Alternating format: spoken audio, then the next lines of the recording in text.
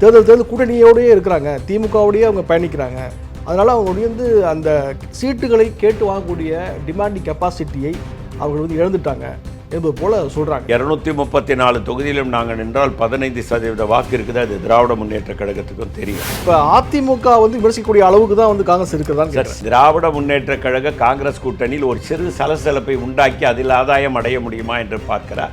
CV சண்முகத்தினுடைய பேச்சை நான் எப்பொழுதும் ஒரு பொருட்டாக நினைப்பவன் அல்ல. திமுக என்ன செய்யுது அப்படின்னா, தொடர்ச்சியாக காங்கிரஸ் கட்சி தலைவர்களை வந்து புறக்கணித்துவிட்டு கலைஞர் அவர்களுக்கு பிறகுதான் தமிழக வரலாற்றை எழுத நினைக்கிறது என்பதாக விமர்சனத்தை முன்வைக்கிறாங்க. எங்கள் இதயத்திலே வைத்து நாங்கள் பூஜிக்கிற தலைவர்களை அவர்கள் தூற்றும் போது எங்களுக்கு ஏற்படுகின்ற வலியை முதல்வர் உணர்ந்து கொள்ள வேண்டும் என்பது எங்களுடைய கருத்து. அதற்கு எதிர்வினை அவர் ஆற்றிருக்க வேண்டும் என்பது எங்களுடைய கருத்து. இளைஞர்கள் அதிகமாக சேரக்கூடிய கட்சியாக காங்கிரஸ் இருக்கிறதா? தமிழக வெற்றி கழகம் வந்து விஜய் மேல இருக்கக்கூடிய ஈர்ப்புனால நிறைய பேர் வராங்க என்று சொல்றாங்க. அவங்களுக்கு 15 விழுக்காடு சொல்றாங்க. இளைஞர் கூட்டம் இருக்கிறது என்பதை நான் ஒப்புக்கொள்கிறேன். ஆனால் காங்கிரஸ் கட்சிக்கு இருக்கிறதா? அதே போல 15 விழுக்காடு வாக்கு நீங்க சொல்றீங்க. இருக்கிறது, உறுதியாக இருக்கிறது. நான் இல்லைன்னு சொல்ல மாட்டேன். காரணம் அதுக்கு என்னன்னு கேட்டீங்கன்னா, இன்றைய எங்களுடைய தலைவர் ராகுல் காந்தி மீது இன்றைய இளைஞர்கள் மிகப்பெரிய நம்பிக்கை வைத்திருக்கிறார்கள். தமிழ்நாடு காங்கிரஸ் மாநில துணைத் தலைவர் திரு பொன் கிருஷ்ணமூர்த்தி பங்கு பெறும் கேள்வி களம். வணக்கம் நேயர்களே, இன்றைய கேள்வி களம் நிகழ்ச்சியில் கலந்து கொண்டு பல்வேறு தகவல்களை வழங்குவதற்காக தமிழ்நாடு காங்கிரஸ் கமிட்டியின் மாநில துணைத் தலைவர் திரு பொன் கிருஷ்ணமூர்த்தி அவர்கள் நம்மோடு இருக்கிறார்கள். வணக்கம் சார். வணக்கம். வசந்த் டிவி நேயர்களுக்கு என்னுடைய அன்பான வணக்கங்கள். சார், இப்போ தேர்தல் நெருங்க அரசியல் ரீதியான விமர்சனங்களை வந்து ஒவ்வொரு கட்சியும் சந்தித்து கொண்டு இருக்கிறது. இதில் வந்து ஆளுங்கட்சியான திமுக வந்து எதிர்க்கட்சிகளால் குற்றம் சாட்டப்படக்கூடிய அதே வேளையில் திமுகவோடு கூட்டணி இருக்கக்கூடிய காங்கிரஸ் கட்சியும் வந்து பலமுறை தாக்குதலுக்கு உள்ளாகி இருக்கிறது. இதில் வந்து குறிப்பாக வந்து காங்கிரஸ் கட்சி திமுகவோடு கூட்டணி சேர்ந்ததால் தான் தனது செல்வாக்கை இழந்துவிட்டது என்பதாக ஒரு விமர்சனத்தை முன்வைக்கிறாங்க. தேர்தல் கூட்டணியோடயே இருக்கிறாங்க, திமுகவோடையே அவங்க பயணிக்கிறாங்க. அதனால் அவங்க வந்து அந்த சீட்டுகளை கேட்டு வாங்கக்கூடிய டிமாண்டிங் கெப்பாசிட்டியை அவர்கள் வந்து இழந்துட்டாங்க என்பது போல் சொல்கிறாங்க. அதுக்கு உங்களுடைய பதில் என்ன சார்? காங்கிரஸுக்கு என்று இங்கே ஒரு மிகப்பெரிய பலம் இருக்கிறது. அந்த பலம் நமக்கு தெரியாமல் இருக்கிறது. காங்கிரஸ்காரர்களுக்கு, காங்கிரஸ் தலைவர்களுக்கு என்ற ஒரு நிலைப்பாட்டை நான் வசந்த் டிவி மூலமாக வைக்க விரும்புகிறேன். காரணம் என்னவென்று சொன்னால், 1989ஆம் ஆண்டு தேர்தல் நடந்த நேரத்தில், சட்டமன்ற தேர்தல், அப்பொழுது கலைஞர் வெற்றி பெற்றார். அம்மையார் ஜெயலலிதா புறா சின்னத்திலே 27 சட்டமன்ற உறுப்பினர்கள், நாம் கை சின்னத்திலே 26 எம்எல்ஏக்கள். அதற்கு பிறகு நடந்த ஒரு இடைத்தேர்தலில் காங்கிரஸ் ஒரு இடைத்தேர்தல் வெற்றி பெற்று 27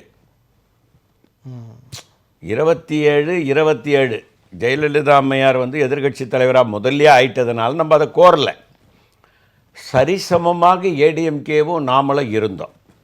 அப்போ நீங்கள் பார்த்தீங்கன்னா வாக்கு சதவீதம் டிஎம்கேக்கும் ஏடிஎம்கேக்கும் 4%, ஏடிஎம்கேக்கும் காங்கிரஸுக்கும் 0.5% தான் வாக்கு வித்தியாசம். இல்லை, அப்படி இருந்த காங்கிரஸ் கட்சி வந்து இப்போ வந்து ரொம்ப சுருங்கிடுச்சுன்னு சொல்கிறாங்க.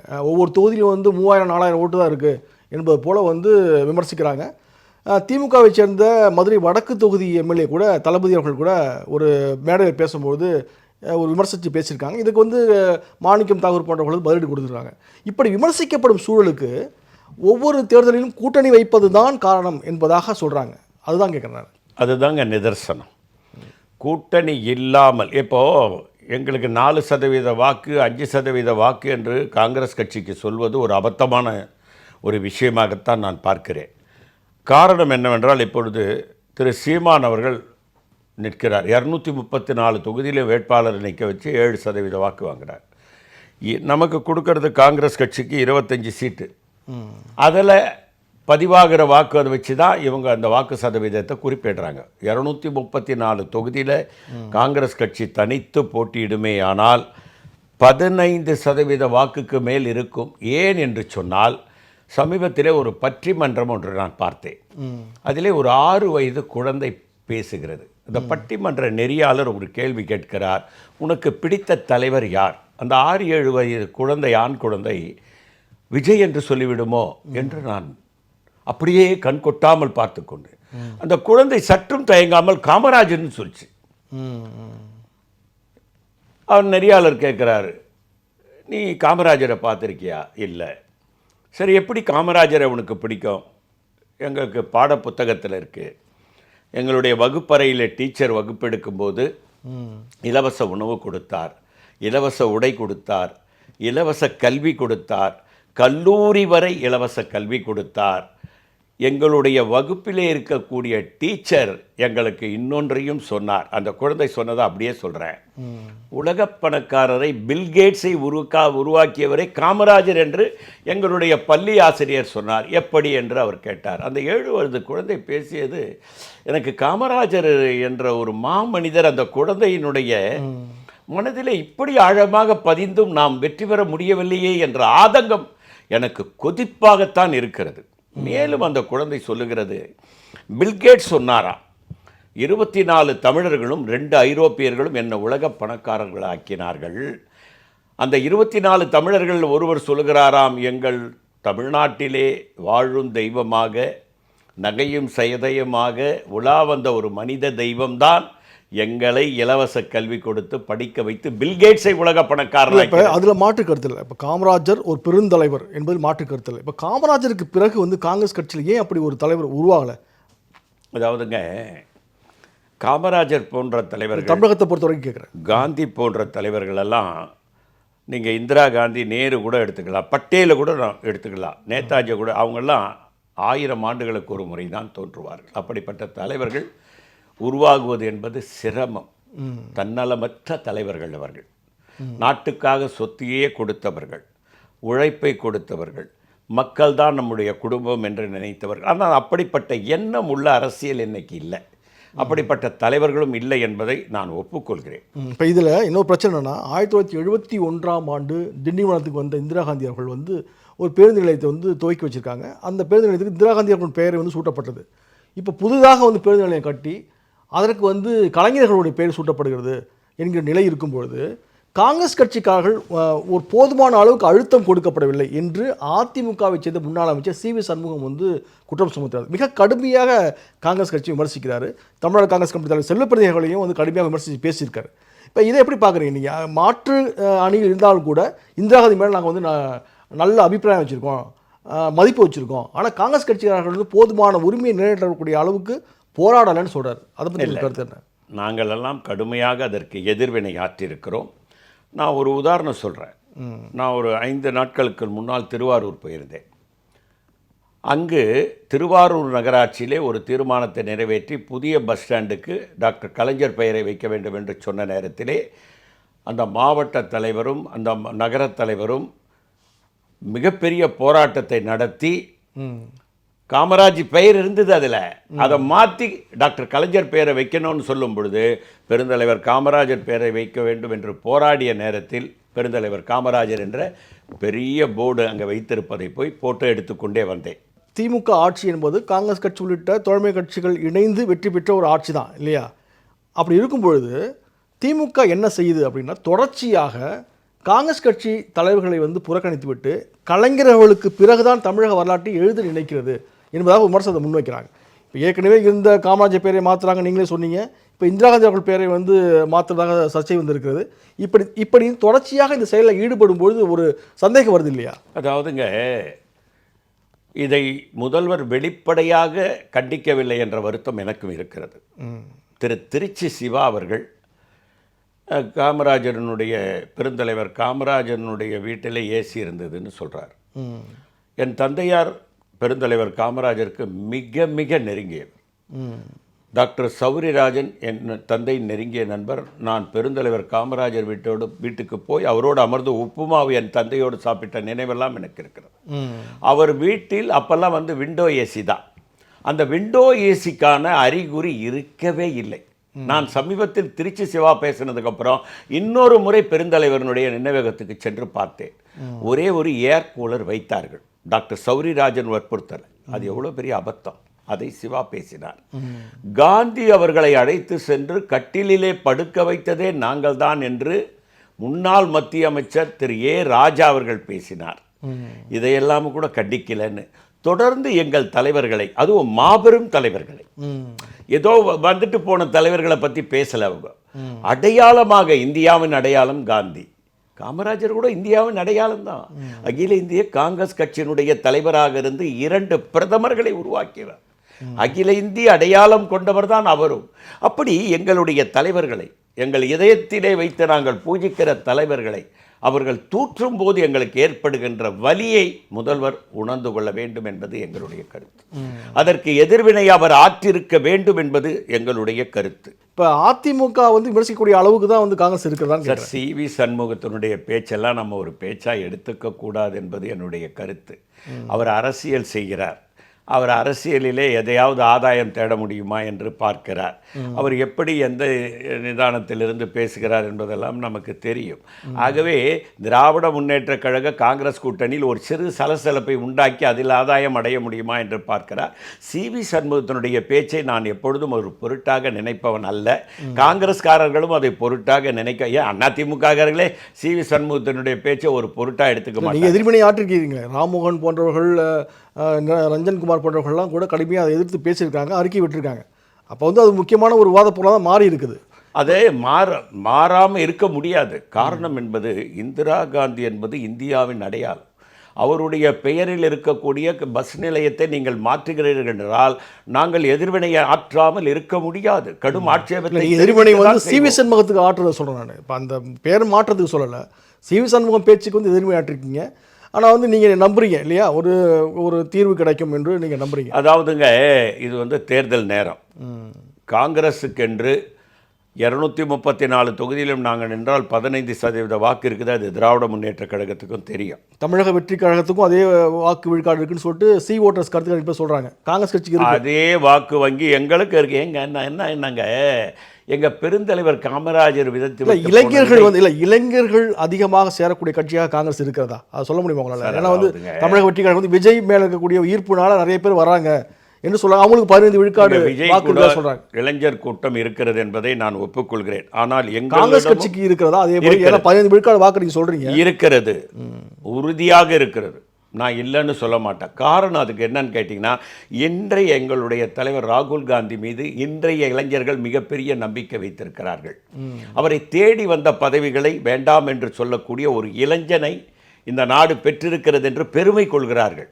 இன்றைக்கு 65% படித்த இளைஞர்கள், பெண் குழந்தைகள், இளைஞர்கள், ஆண்கள் எல்லோரும் 65% படித்த இளைஞர்கள். ஆனால் அகில இந்திய அளவில் வந்து ராகுல் காந்தி அவர்கள் வந்து மிகப்பெரிய தலைவராக மக்கள் ஏற்றுக்கொண்டிருக்கிறார்களா என்பது வந்து ஒரு சந்தேகத்துக்குரியதாக இருக்குது. ஏன்னா அதே கருத்து கணிப்பு சொல்கிறாங்க, 350க்கும் மேற்பட்ட இடங்களில் இன்றைக்கு தேர்தல் வந்தால் கூட மோடி தலைமையிலான அணி வெற்றி பெற்று அவர் பிரதமர் ஆவார் அப்படின்னு சொல்கிறாங்க.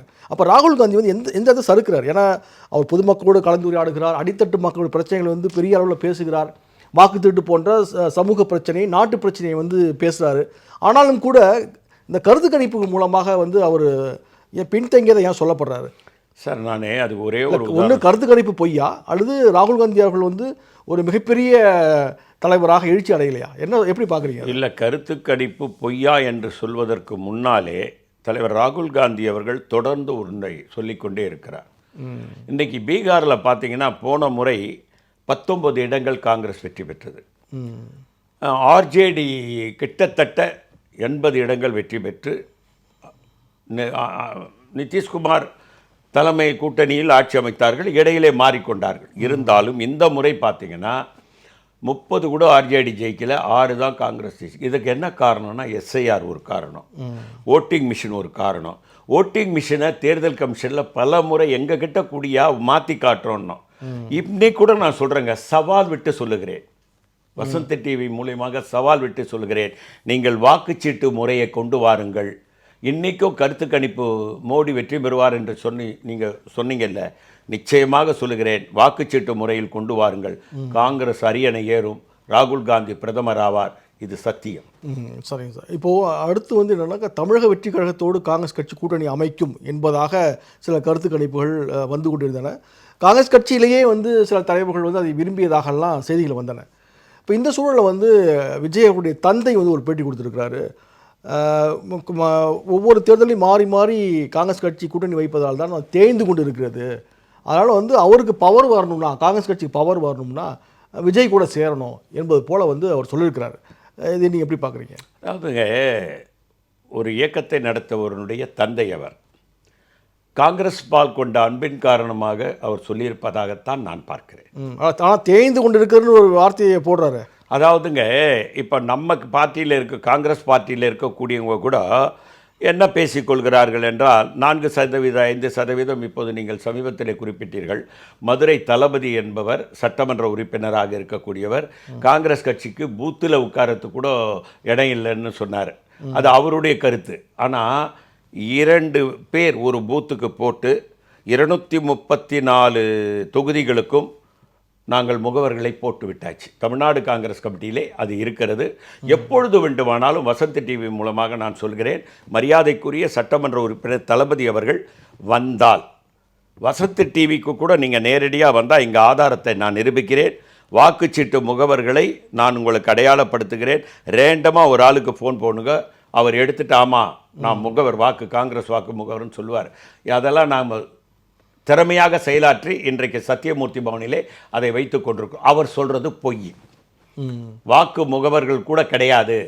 வாக்காளர் இடத்துல போய் அங்கே முகவர்களுக்கு உட்கார்வதற்கு கூட இடமில்லை என்று ஒரு கூட்டணியிலே இருந்து கொண்டு கூட்டணி கட்சியை அவமானப்படுத்துவதை ஏற்றுக்கொள்ள முடியாது. ஆனால் அவர் வாருங்கள் கூட்டணிக்கு, காங்கிரஸுக்கு பவர் கொடுக்குறோன்னு அந்த தேய்ந்து கொண்டே போகிறது என்ற ஒரு வார்த்தையை தவிர்த்து விட்டு பார்த்தால் அவர் காங்கிரஸின் மீது ஒரு அன்போடு பேசியதாக ஒரு பொருள்பட தான் ஒரு காலத்தில் ஆண்ட கட்சி இப்படி கூட்டணி அமைக்க வேண்டிய சூழலுக்கு இருக்குது அப்படிங்கிற மாதிரியான விஷயத்தை முன்னிறுத்தி அவர் சொல்லியிருக்கான்னு நினைக்கிறீங்க? அதாவதுங்க, இன்னைக்கு கூட்டணி இல்லாமல் எந்த கட்சி நின்னாலும் வெற்றி பெற முடியாது. இன்றைக்கு பிஜேபி மைனாரிட்டி கவர்மெண்ட்டை தான் இன்றைக்கி ஆட்சி நடத்துது. நிதிஷ்குமார், சந்திரபாபு நாயுடு போன்றவர்களுடைய ஒரு ஆதரவோடு தான் ஆட்சி. மைனாரிட்டி அரசாங்கம் தானே, எந்த சந்தேகமும் கிடையாது. அதனால் எந்த இயக்கமும் கூட்டணி பலம் இல்லாமல் ஆட்சிக்கு வர முடியாது என்பது இந்தியாவிலே, இந்திய நாட்டில் மட்டுமல்ல, இந்திய நாடாளுமன்றத்திற்கும் சட்டமன்றத்திற்கும் எந்த தேர்தல் நடந்தாலும் எந்த இயக்கத்தாலும் கூட்டணி வைக்காமல் ஆட்சி அமைக்க முடியாது என்பது இன்றைக்கு மெய்ப்பிக்கப்பட்ட உண்மையாக இருக்கின்ற இந்த காலகட்டத்தில் திரு சந்திரசேகர் அவர்கள் என்ன சொல்லுகிறார் என்றால், அவர் காங்கிரஸ் மீது இருக்கும் பற்றை சொல்லுகிறார். தேய்ந்து கொண்டிருக்கிறது என்ற அந்த ஒரு வார்த்தையை அவர் தவிர்த்து விட்டு பார்க்க, அந்த வார்த்தையை அவர் பயன்படுத்தி இருக்கக்கூடாது. காங்கிரஸைங்க நான் ஒரே ஒரு வார்த்தை சொல்லுகிறேன், அது ஒரு பீனிக்ஸ் பறவை. இதை தான் சொன்னார் ஒரு தடவை, துக்ளக் ஷோ. காங்கிரஸை பற்றி என்ன நினைக்கிறீர்கள்? காங்கிரஸை யாரும் அழிக்க முடியாது. அது ஒரு பீனிக்ஸ் பறவை. ஏன்னா அவங்க அப்பா சுதந்திர போராட்ட வீரர் சீனிவாச ஐயங்கார். அது என்றைக்கு திடீரெழுந்து பறக்கும் என்று தெரியாது, ஆனால் வானுயர பறக்கும் பொழுது மற்றவர்கள் காணாமல் போய்விடுவார்கள் என்று சொன்னார்கள். இப்பொழுது 2029 அது நடக்கும். அதற்கு முன்னால் கூட நடக்க வாய்ப்பு இருக்கிறது. முன்னாள்லாம் 26 சட்டமன்ற தேர்தலையே நடக்கும்னு சொல்கிறீங்களா? மத்திய அரசாங்கத்திற்கும் இடையிலே கூட தேர்தல் வரலாம்.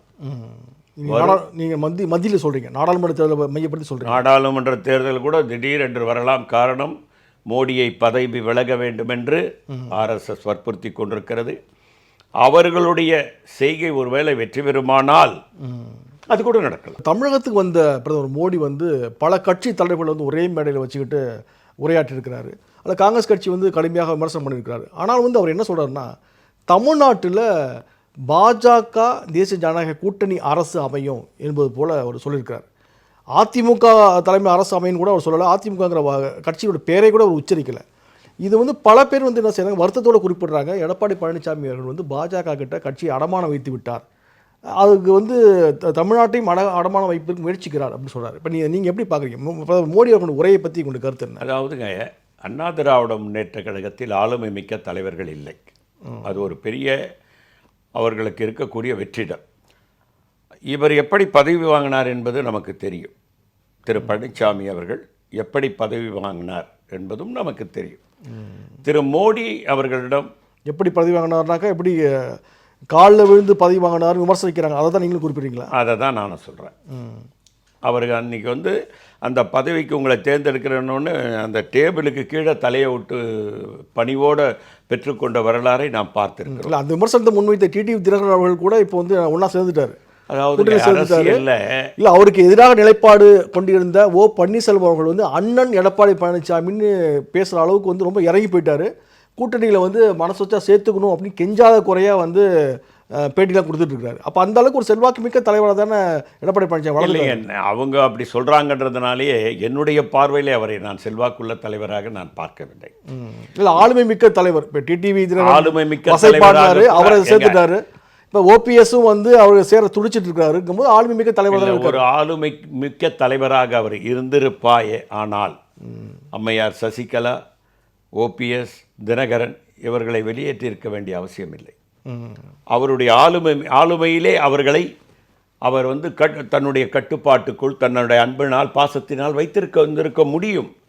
ஆனால் அதை விட்டுவிட்ட போதே அவர் ஆளுமை மிக்க தலைவர் என்று என்னால் சொல்ல முடியவில்லை. இன்றைக்கு டிடிவி தினகரன் அவர்கள் திரு ஓபிஎஸ் அவர்கள் அண்ணன் என்று சொல்கிறார், அதெல்லாம் சொல்கிறாருன்னு சொல்கிறதுனாலேயே அவர் ஆளுமை மிக்க தலைவர். என்னன்னு காரணம்னு கேட்டிங்கன்னா, எல்லா மனிதர்களுக்கும் இருக்கிறது தான், எல்லா அரசியல் கட்சியிலும் அதிகாரம் வேண்டும், ஆட்சி வேண்டும் என்ற ஆசை இருக்கிறது. ஆனால் காங்கிரஸ்காரன் ஒருத்தனுக்கு மட்டும் அது இருந்ததே கிடையாது.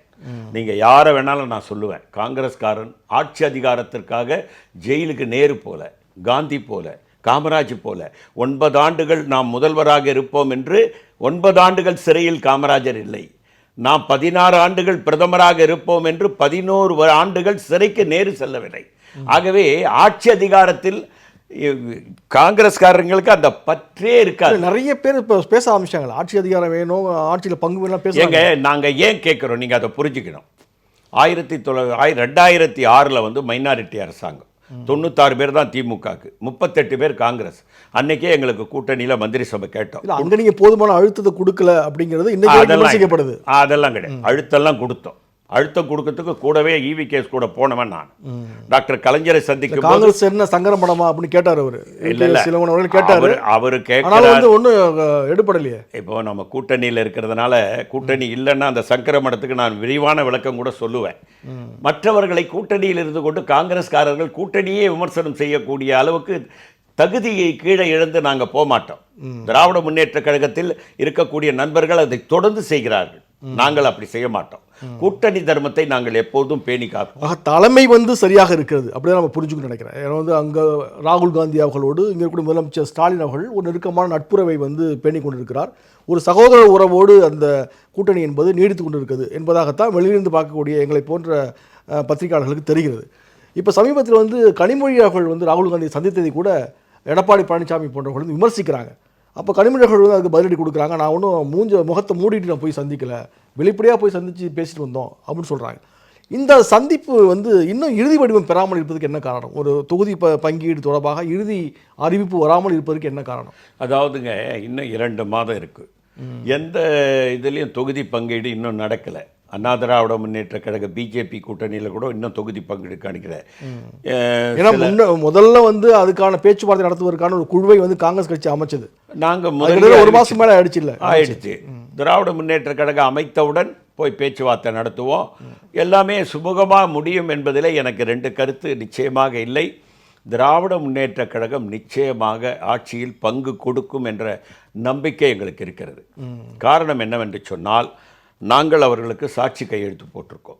காரணம், திராவிட முன்னேற்ற கழகத்திற்கு எங்கேயாவது இடர்பாடுகள் வரும்போது அதை தாங்கி பிடிப்பவர்களாக கூட்டணியில் இருக்கக்கூடிய காங்கிரஸ் இயக்கம் இருக்கிறது என்பதை அவர்கள் மறுக்க முடியாது. பல இடங்களில் திராவிட முன்னேற்ற கழகம் சறுக்குகின்ற போது தாங்கி பிடிக்கிற கைகளாக இந்த எங்களுடைய கை இருக்கிறது என்பதை அவர்கள் மறுக்கவே முடியாது. எங்களுக்கு என்ன கொடுத்தாங்க, திரு பீட்டர் அல்போன்ஸ் அவர்களுக்கு 3 ஆண்டுகளுக்கு மட்டும்தான் அந்த இதை கொடுத்தாங்க. அதுக்கப்புறம் பார்த்தீங்கன்னா யாருக்கும் கொடுக்கல. நாங்கள் அடிஷ்னல் அட்வொகேட் ஜெனரல் 5 ஆண்டுகள் அவர்கள் ஆட்சி அதிகாரத்தில் ஏறியவுடன் கேட்டோம். 1 ஆண்டுகளுக்கு முன்னால் தான் கொடுத்தாங்க. அதை தவிர வேறு எந்த பதவியும் கொடுக்கல. அமைச்சரவையில் பல உறுப்பினர் பதவி இருக்குது, ஒரு உறுப்பினர் இல்லை, அறங்காவலர்கள் இருக்குது, எதிலே கொடுக்கல. ஆகவே பொறுமை காத்த எங்கள் தோழர்கள், நாங்கள் அவர்களுக்காக வக்காலத்து வாங்குகிறோம், ஆட்சி அதிகார கட்டிலே இருந்து கொண்டு அதிகார பகிர்வை எங்களுக்கு ஏன் அளிக்க மறுக்கிறார்கள் என்ற கேள்வி நியாயம்தானங்க. அந்த ஆட்சி அதிகாரத்தில் பங்கு பெறுவது அவ்வளோ பெரிய குற்றமா? அது இல்லை, அந்த கோரிக்கை என்பது நீடித்து கொண்டு இருக்கிறது. திமுக வந்து அதுக்கு சரியான ஒரு பங்களிப்பை செய்யும் என்ற நம்பிக்கை உங்களுக்கு இருக்கிறது. அப்படி நம்பிக்கை இருக்கிறது. திரு ஸ்டாலின் அவர்கள் மீது பெரிய நம்பிக்கை இருக்கிறது. அடுத்ததாக கனிமொழி மீதும் ஸ்டாலின் மீதும் நாங்கள் மிகப்பெரிய நம்பிக்கை வைத்திருக்கோம். நல்லது. நிகழ்ச்சிக்கு வரைக்கும் பல்வேறு தகவல் சொன்னீங்க. வசந்த் தொலைக்காட்சி சார்பில் நன்றி சார். வசந்த் தொலைக்காட்சி நேயர்களுக்கு என்னுடைய அன்பான வணக்கங்கள், நன்றிகள்.